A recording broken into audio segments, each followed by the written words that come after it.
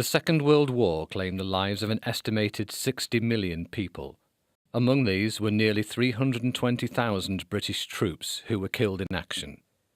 Many British soldiers risked their lives. Many were never to return home. Those who did were often too traumatized by their experiences to talk about them. One man was unable to talk about his story for 50 years. After a near-death experience on the Normandy beaches, he was captured and incarcerated in one of the most notorious of all Nazi concentration camps. This is his story.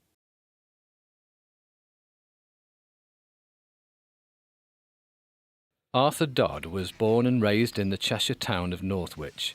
This idyllic setting gave him memories which he cherished and which were to stick with him through his darkest hour. After 50 years, Arthur was able to tell his story to Colin Rushton, a story which has been described as the best-kept secret of World War II. Thinking I knew his age approximately, I said, "Were you in the Second World War, Arthur?" And he said, "Yes," he said, "I was." I said, "Oh," I said, "Where did you get to?" And he said, just a one-word answer, "Auschwitz." And I said, "Good Lord, I never knew any of our boys were ever in that infamous camp." And he said, "Oh yes, quite a few of us in fact." I said, "Wow, what was it like, you know?" I thought we could sum it up in a couple of minutes.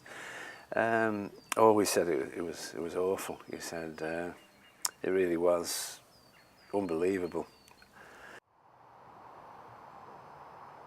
As a prisoner in Auschwitz, Arthur was forced to work as slave labour and witnessed inconceivable atrocities. He was subjected to brutal beatings deep in the Jewish quarter, where he was certain he was going to be killed. Knowing death was inevitable, Arthur escaped from Auschwitz with a group of local Polish partisans. The group successfully destroyed installations in the camp on 2 consecutive nights.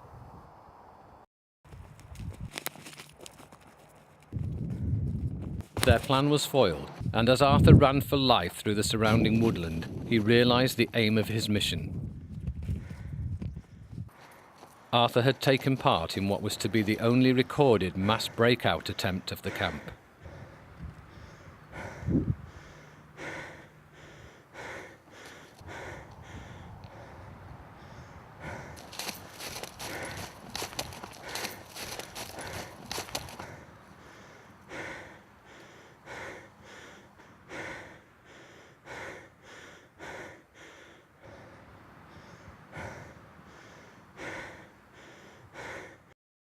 After constant Allied shelling and increasing fire from the advancing Soviets, Auschwitz was liberated in January 1945.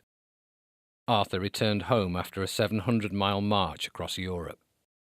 After VE Day on the 8th of May 1945, Arthur was returned home to Northwich. Arthur was depressed and was suffering from post-traumatic stress disorder when he was approached by a counsellor and invited to talk about his heroics to an audience at the Regal Cinema in Northwich, along with a fellow soldier who'd served in Arnhem.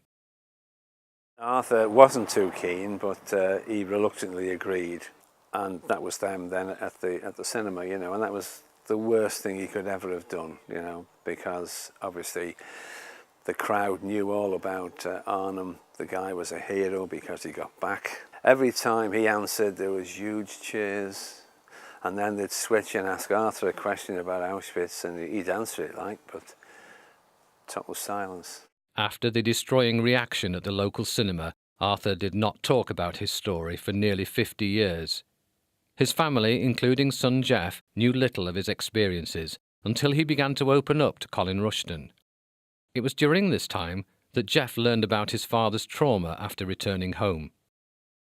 He went down, he was sat down by the River Weaver. He was contemplating suicide because he felt that low. He said a swan came and put his beak on my shoulder. And I always find that quite a fascinating story, really. And he said, what am I worrying about? Get up and get on with it. And that's what he did. Arthur had very disturbed nights, both to start with, and it went on a long, long time, quite a number of years really. he couldn't work out why. He was crying, he woke up crying. And then he realised it was he left the radio on, and the music that was playing was a number, or a tune I should say, often played by the Jewish orchestra. For more than 3 decades after the war, Arthur suffered badly from repetitive nightmares, migraines, and other stress-related sicknesses. Many times when his sleep was disturbed and peace would not come, he would pick up his Bible for spiritual sustenance. One of the things which he told me since was that he met this Polish girl, and as the Russians were coming over towards Auschwitz, the SS were trying to cover the tracks up. And this Russian girl took my dad up into this brick building and pointed down. And he saw the SS were making these Jewish women throw their children, little babies on the fire, on a bonfire. And the Polish girl said, Maria Koska, the girl's name was. And she said to my father, you tell the world what you've seen here today. My father he never called himself, he never thought he was a hero. He's my hero, of course, yeah. If I can be half the man I think my father was, I'll be happy.